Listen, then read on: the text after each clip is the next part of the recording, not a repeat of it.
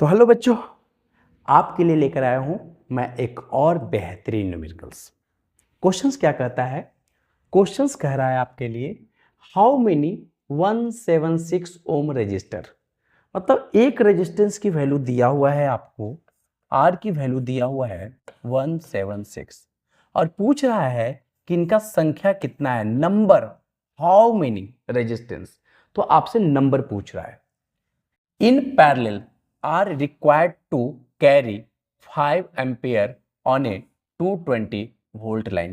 कह रहा है कि 176 ओम का रेजिस्टेंस है, ऐसे एक रेजिस्टेंस, दो रेजिस्टेंस, तीन रेजिस्टेंस, और सब कितने का है? 176 का है, 176 का है, 176 का है।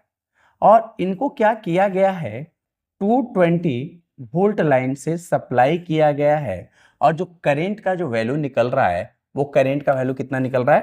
5 एम्पियर। तो आपसे पूछ रहा है कि नंबर ऑफ रजिस्टर कितना होगा।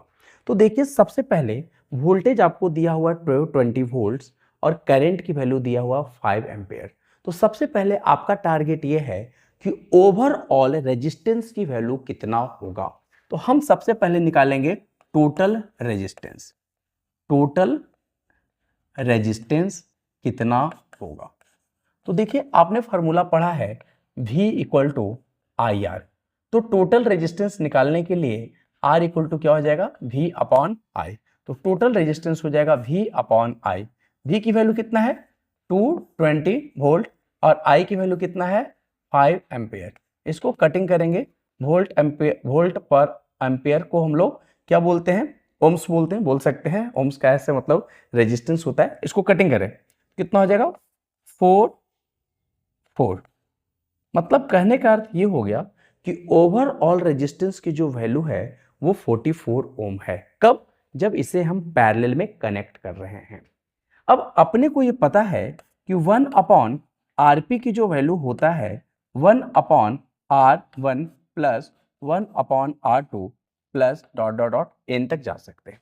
और मुझे नहीं पता है कि नंबर ऑफ रेजिस्टेंस कितना है। तो ऐसा करते हैं कि हम इसे एन टर्म तक चले जाते हैं। और देखिए, हर रेजिस्टेंस का जो मैग्नीट्यूड है वो सेम दिया हुआ है, मतलब R1 R2 अलग अलग नहीं है। तो हम लिखेंगे 1 upon RP equal to 1 upon R plus 1 upon R plus dot dot dot कहां तक जाएंगे? एन टर्म्स तक जाएंगे।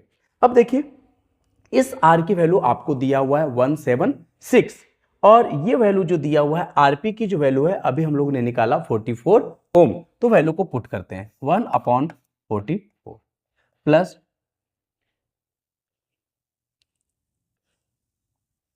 Equal to 1 upon 176। कितना रेजिस्टेंस है? इन रेजिस्टेंस है।